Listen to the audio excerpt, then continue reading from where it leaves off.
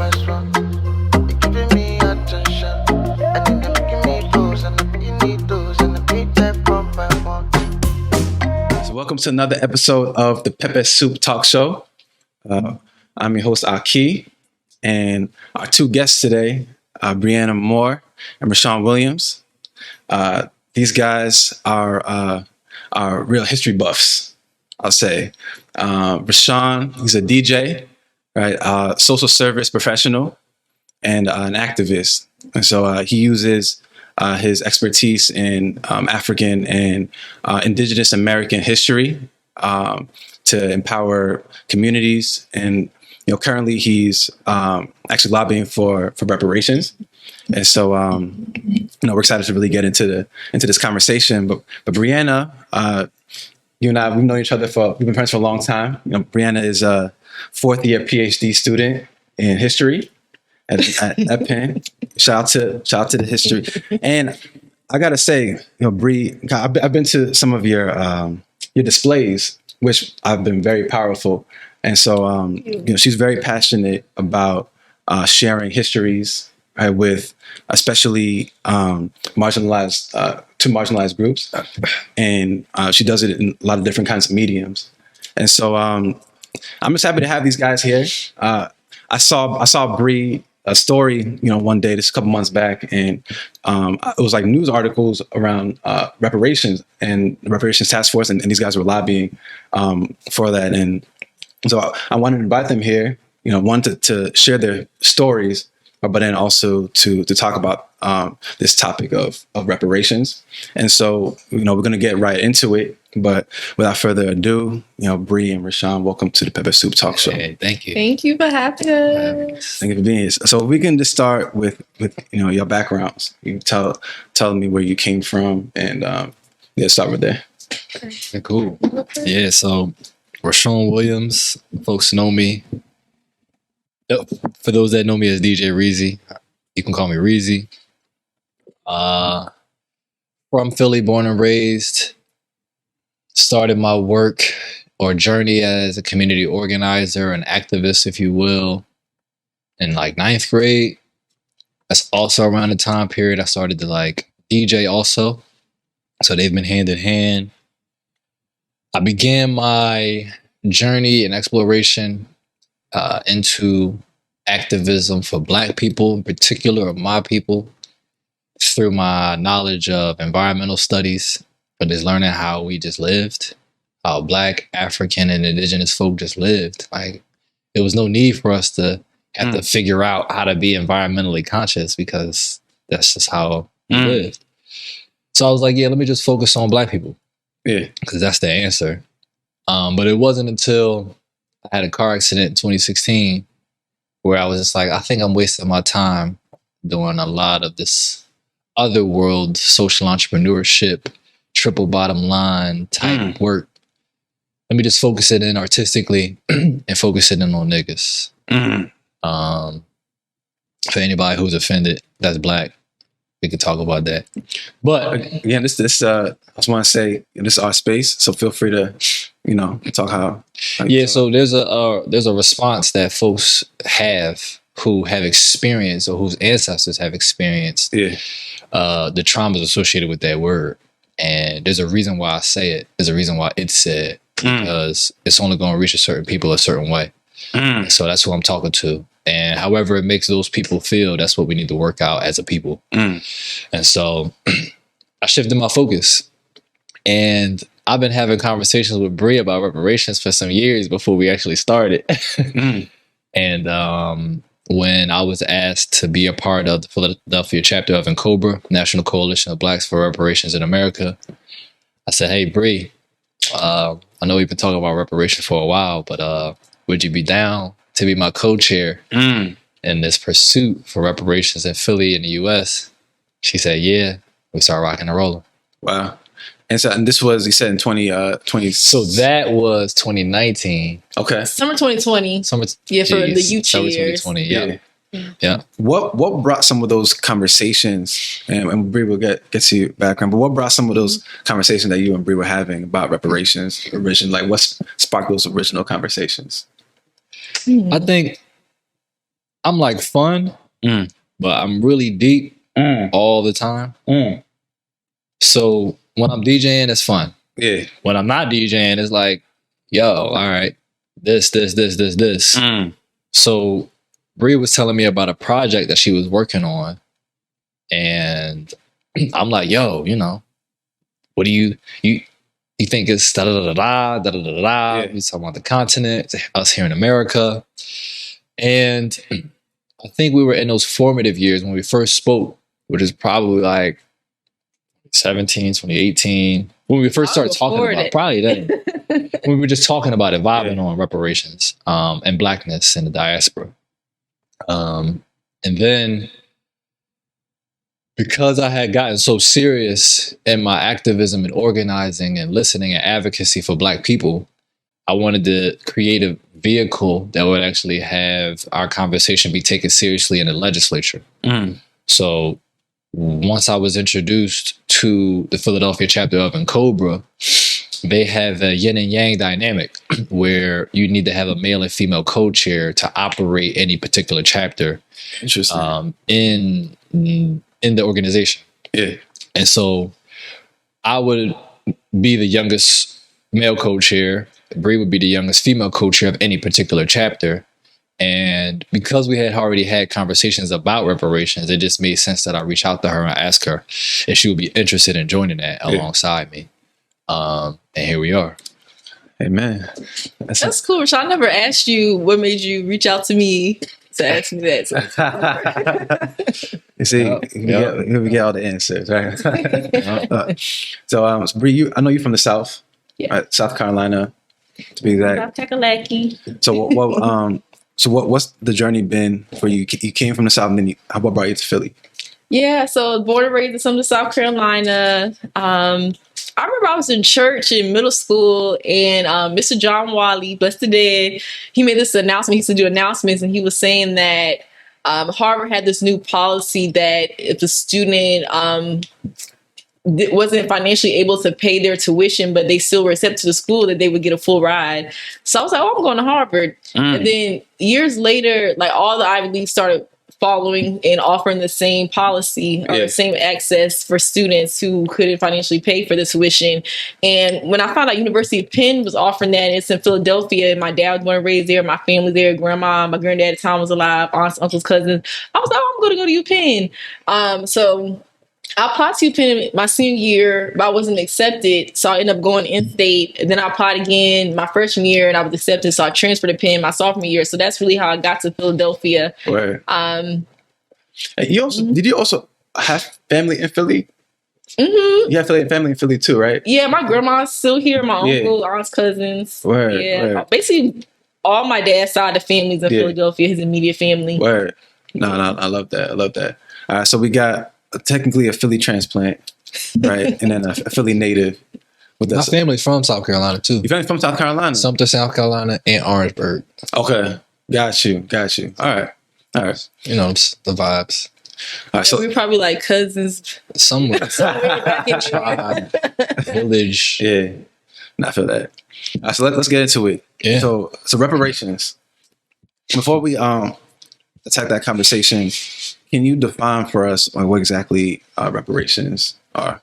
Yeah, I feel like, so her name, tell me if I'm pronouncing it wrong, Rashaun, Nkechi Taifa would say it's like a negotiated settlement between two parties. One is the party that's been injured, and one is the party has done the injuring. Other people, Webster and stuff, would say it could come from a post-war settlement to repair damage that was done to a party, say Jews in the Holocaust. But for me, I've been thinking about a lot lately about like what reparations is. And for me, I would say it's a form of repair, but never will be full repair for an egregious harm that has been done to a group of people. Yeah. and we could talk about different reparations for different injuries. But when we talk about reparations, we essentially talk about reparations for slavery. Yeah. And then after that, we'll talk about like reparations for lynching, Jim Crow, redlining, and the kind of other things that have happened to Black people here in America, enslaved people, and Black people throughout the diaspora and the globe. Got you. So now, when it comes to the thank you for defining that for us. But when it comes to the topic of reparations, and you may have answered that in your answer just now, we say that typically when we think about reparations, we're thinking about it on like the different kinds of reparations that you could have, but it's usually like one way that we're thinking about it, probably like in the media, like when you hear about the conversation around like Black people need reparations. Is that what you're saying? Yeah.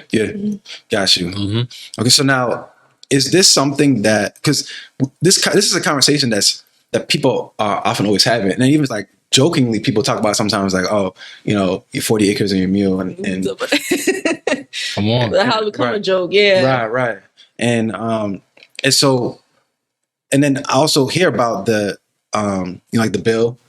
I can't remember the HR 40. HR 40 that like you hear about from time to time. Like if you're like they tuned in on like a surface level, and so like what will it take to like achieve reparations? Sheesh. Like I can actually take to achieve reparations. Wow.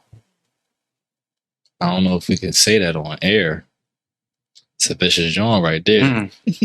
So I'm a best answer the question like how I feel for my journey, and then what I think it'll take, and then what they say it'll take. Okay. So I chose to take a more politically correct route to just let niggas know this shit ain't cool. This shit is just not cool. To the point that you made, which I was talking to Bree about, 40 acres and a mule has become a running like joke because of how many traumas Black people have experienced, and we just have a comedic role over it. But when you look at the Black vote, when you look at our dollar, when you look at no matter what you look at with Black folk in America, it's the strongest thing in the country. And it doesn't make sense that we continue to have these declines in any or every measurement, and what was originally owed to us is something that everyone knows wasn't given. Right. Yet the same crimes against our humanity are performed and perpetuated. So I sought this as an opportunity for Black people to understand what their political agendas should be based around. Not what anybody says or what anybody promises, but an original sin that we all have a relationship to. So that was what I sought after in this journey. What I think it'll take personally, people just leaving us alone. We good. We've been good. You go anywhere in Black American history, we've been good up until people start drawing. And then what we're told it'll take is a political strong arm, a great constituent voter block, all these different things. But honestly, I just feel like we got left alone. And me. And to that, with the 40 acres and a mule thing, I feel like people joke about it because they're like, oh, they're not gonna give us that. But I feel like they never gave us anything. Like anything we've ever gotten, we had to organize and fight for. So I think it's definitely gonna take that. It's gonna take unity and solidarity. I don't know if it's gonna be in the form of boycotts or I don't know, like form our own sovereign nation, whatever. If it evolves to that, it's going to be whatever we decide. And one thing that me and Rashaun, as far as advice that we got from our elders, he said we don't demand reparations, we have to command it. And I really appreciate that. And I think there's, besides from unity and solidarity amongst Black Americans, like when it comes to us eventually uniting as diaspora and with the continent, that's also going to take unity and solidarity, because like right now it's like Black Americans, citizens of enslaved African United States, we're going against the United States government, and then you have, say, African countries going against former colonial powers to get art back, or saying the maybe just like for genocide, like the Caribbean, Jamaica going against England. But before the United States existed, we were colonized by Britain. We share a similar legacy and history with British colonies in the Caribbean. So we could unite on that front as well and go against former colonies. So I think we also should think bigger, outside the box of like what it will take on a global stage. Wow. So now, when it comes to the Philly Reparations Task Force, what is the exact mission of the task force itself? Like, what are like the objectives of the task force itself? The city has a slavery disclosure law where businesses are supposed to disclose their ties to slavery. And financial institutions are supposed to give financial reparation statements. But it's not been enforced since it's been passed in 2005. So one of the things that the Philadelphia Reparations Task Force would do would really study that, enforce that, make sure that these banks are providing the correct affidavits, truthful affidavits, making sure research extends beyond their own hand, because they may report that they didn't find anything, but that could be because they didn't look. And if you don't have anybody looking after, then they could go along and get away with that. So that's one thing. Another thing would be to really study the crimes against the humanity that have been performed against Black folk and figure out what remedies should exist and what systems of repair should exist, what reform should exist, and what real-time impacts and effects services can have on the descendant group in real time, like right now. So there's a series of things that people just don't know about, a series of grant opportunities or civil services, whatever the case may be. Those are things that can be afforded and provided to folks right now. And during that time period of providing it, it's figuring out, okay, cool, this medical malpractice happened, this environmental toxification happened, this miseducation happened, this exploitation of your community and your lands and redlining happened and liquor lining happened. So this is an assessment or an evaluation of what it would take to get you on track or get you back on track. This is what it would take to really alleviate the wealth gap. This is what it would take to really work on the cerebral traumatization that has impacted you and your folk. When we look at the media, how Black media or how media in general has portrayed Black folks, what things has the media painted in folks' minds that need to be reversed, and how has it impacted policy? How has policy impacted media? So it would do all those things and give Black people the opportunity to choose for themselves. Identify themselves if they want to, because folks been called mulatto, colored, Black, African American, you name it, but they've never been able to identify who they were as they see it. It do that. And what I personally feel like is we need our own currency. I don't want to see no calm down. I want to see Black people on my money. I want to see my people on my money. And I want to be able to give my money to my people. And then I want us to be able to be like, yo, you know, I'm trying to buy my coffee direct from the West Indies. I'm trying to buy my yameen direct from the yameen without the middleman. I should be the middleman without being a monkey in the middle. So a lot of reparations task force would do that. And it would appoint people from the community to focus on both the local community and sectors.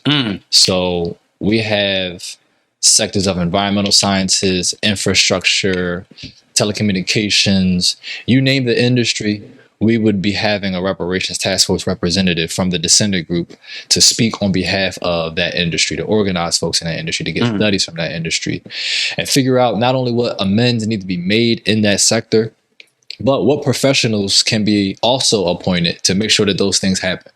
Because you can get reparations, but how are you going to keep your dollar in your community? How are you going to keep your social services provided to you from your people? How are you going to do that? So the reparations task force will do that also. And if I'm missing anything, I'm sure I'm missing something. Throw it in there. You killed Dade as usual. I'll just add, I saw one of our mutual friends on Twitter saying that he didn't understand the need for localized reparations at like municipal level. He thinks should be done on the federal level. And me and Rashaun actually worked on an article about that. And I just think it's important for us to think about how policies at the city level affected Black people here and throughout the nation. Like, for example, some trustees at Penn who owned enslaved people also were in government in Philadelphia and in Pennsylvania, and some of these people were producing scientific racism that was creating these ideas and justification of why Black people should be enslaved. And the Confederacy was using that to say, okay, this is proof why we should succeed, because they're trying to take away our enslaved people. Well, this is like natural law, like science is here to prove it. So there's things that, of course, trickle down from the federal level and, you know, goes throughout the state and the municipalities, but there's specific policies that were made at the city level as well that needs to be looked at and deserves to be repaired for the descendants of those enslaved people affected. There's I feel like a lot of what you're saying is around bringing to light even some of what's been hidden just in history over time. So even like what you mentioned in certain countries where in like African countries are going and retrieving like artifacts and things of that nature.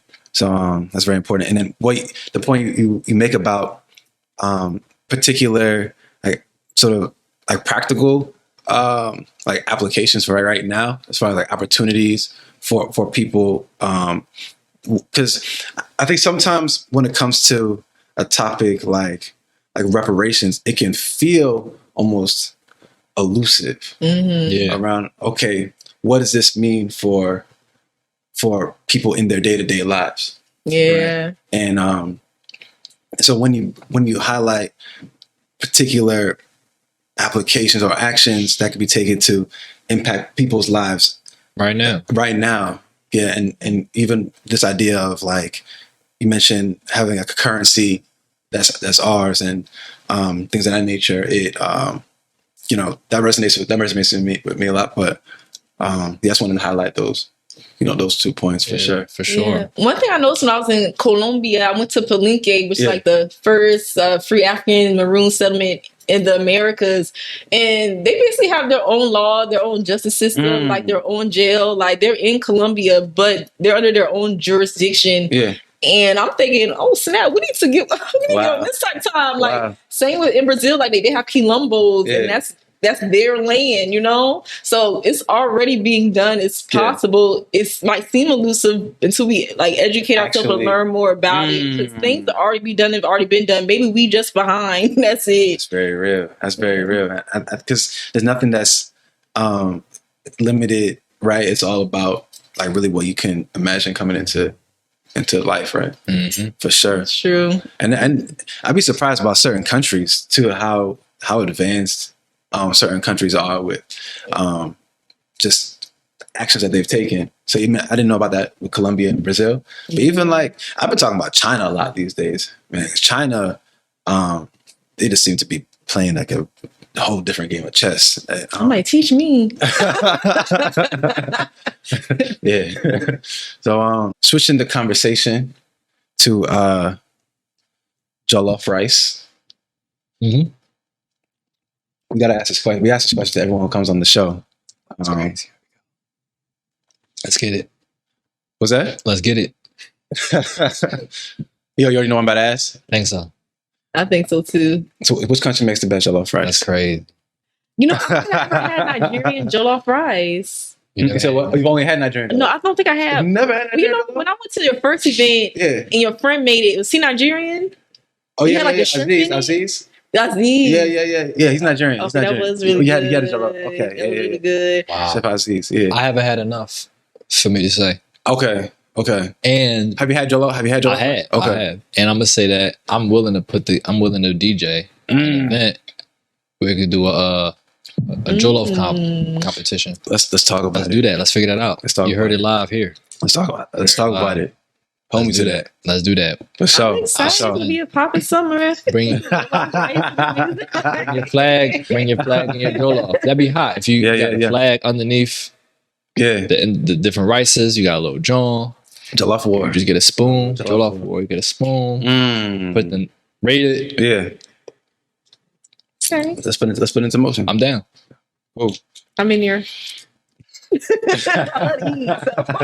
I'll be the judge. No, for sure. So next question, that we always like to ask our guests. We're starting to kind of like round out the interview. It's typically we ask question about your younger self. When you think about the younger Bree and you think about like the younger Rashaun, and Bree, like you and I worked together for a couple of years, and so I've had a chance to see part of your journey. Right? But when you think about the younger you, right, Rashaun, when you think about the younger you, what would you tell that person? Like what kind of words of wisdom would you have for that person, and the journey that they would be going on in life? Like let's say the 17-year-old version of Bree, like 17-year-old version of Rashaun. Like what words would you have to kind of like prepare them for adulthood? I'm actually gonna flip the answer to that question. Yeah, because I wouldn't say nothing to the young bull me. The young bull me need to speak to me now.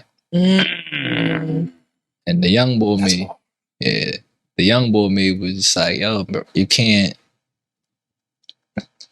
Don't forget, this that young bull vibe. Yeah, just don't forget that, because that keeps you healthy. When you're young, you just do stuff. Yeah, and it's life that keeps you living. Yeah, and sometimes we forget about all those different things. Yeah, so I wouldn't interrupt that process. I would just actually say like, yo, what should I be doing? Yeah, and fortunately, I feel like I'm back into that lane, find them that groove again. Yeah. But that's how I would answer that question. Now that's what's up. That's the first, by the way, that we've heard that answer, and I like that. And it makes me also think about. I heard somebody say one time that people who are able to through life, through ups and downs, and just going through life, are able to stay childlike. Like what they're able to bring to, into life is different than those who get way down, right? Pessimistic, yeah. Right. No, I'm just laughing. That's what I love about kids, like being around my niece. You know how they always say kids are resilient. She cried and she over it, she laughing next minute, like, and the laughter fills the room. It's infectious to make everybody happy. So I love the energy. But I think I would say just continue to have blind faith. So I feel like I always grew up hearing my mom saying like faith is big as a mustard seed. Yeah. And when I was younger, that's something I really like hung on to, and just never doubt like God's gonna look out for me. It's always this like knowing that. Yeah. And I feel like as I got older, that sometimes I might doubt God. It's like, I know you got me every other time, but this time,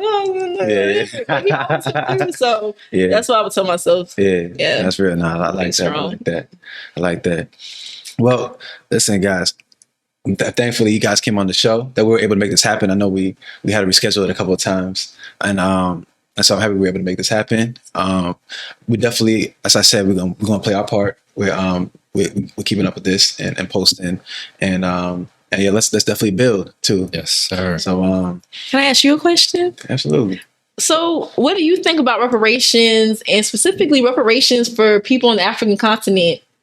Reparations for people on the African continent. Yeah, think about like colonialism and like the slave trade and imperialism. Yeah, even present day neocolonialism. Or the diaspora, however you want to answer it. Yeah, so I'll okay. So when it comes to this, is how I'm gonna answer. When it comes to reparations here, right? I know there's a conversation around people who have been here through a lineage of slavery versus not. I know there's a conversation about like also like who gets reparations. So before I even go into like, how do you feel about that aspect of it? When it comes to like who exactly should be. You want to do that? You want me to do that? Yeah. We both can do it. Yeah. For reparations for slavery specifically, I think the descendants of enslaved Africans should get those reparations.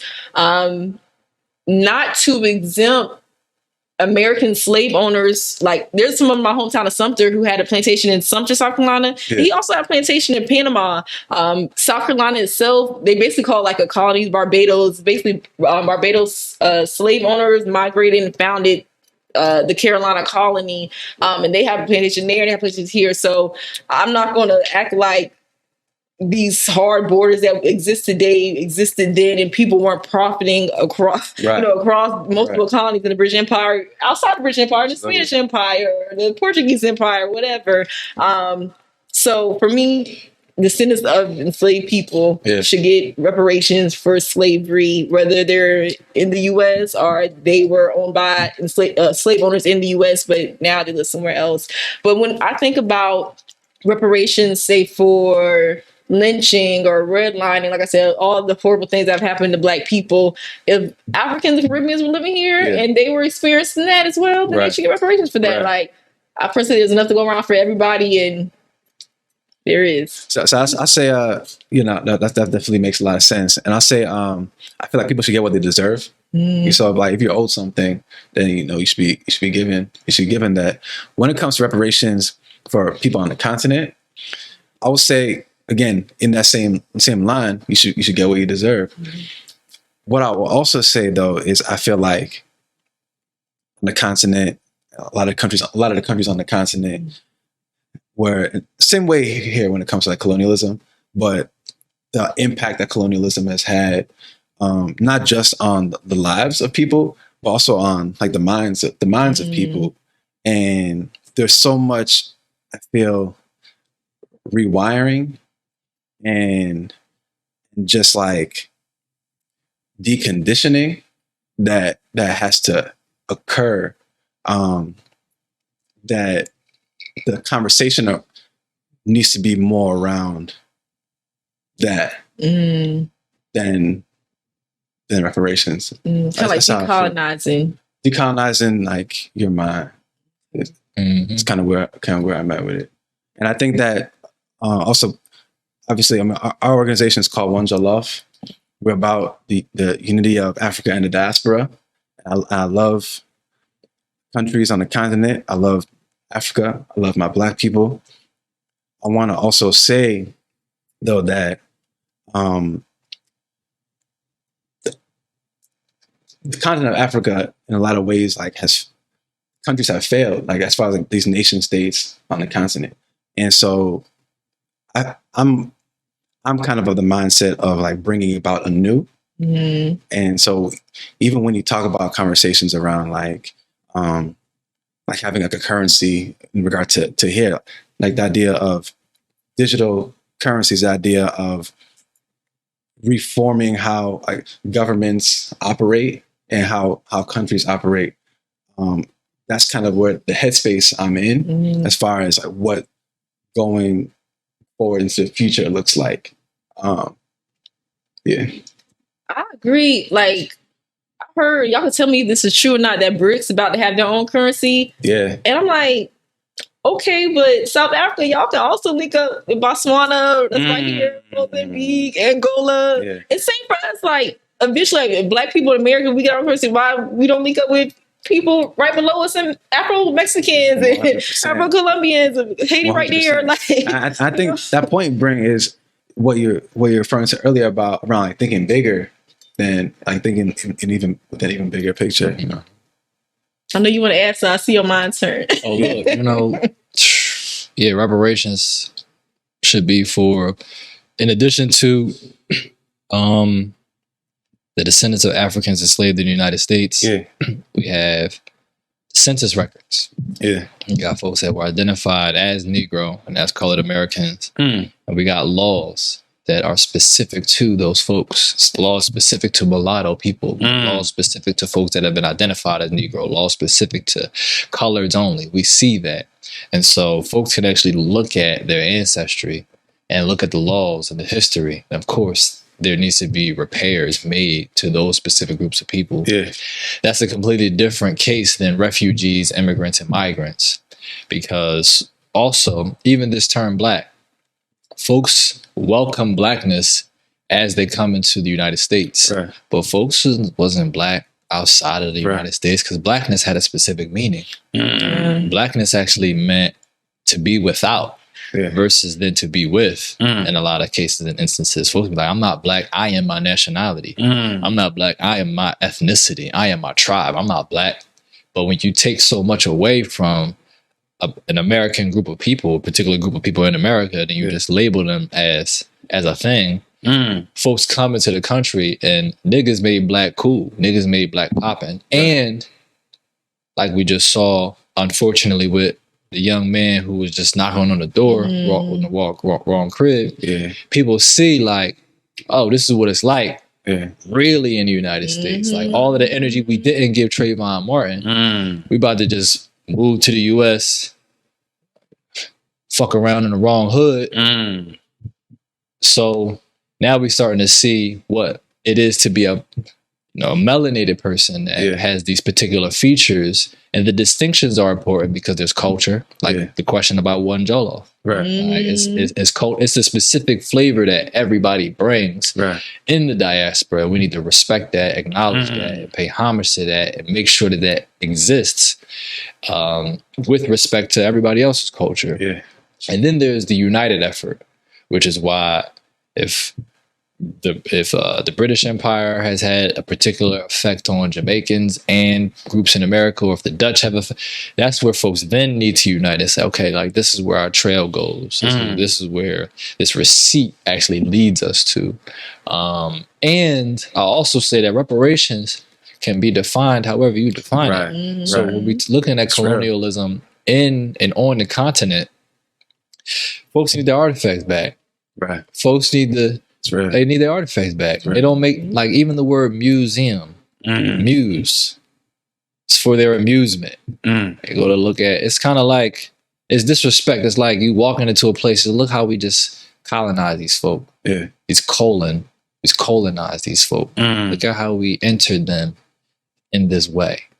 Let's just experience that in this really sophisticated manner. It's almost like pacifying the part of your biology that's supposed to be enraged. Yeah, folks deserve reparations for that, for sure. And I think it's also sort of like a reminder that reparations can mean so many different things, right? It's not just like in one particular way. So, thank you for for bringing that in. Man, this has been great. This has been a great conversation. I appreciate y'all. Thank you for having us. Thank you, Jockey. Thank you for everyone who's been tuning in with us. It's another episode of the Pepe Sue Talk Show. I'm here with the prolific Rashaun and Bree, and we will catch y'all next time.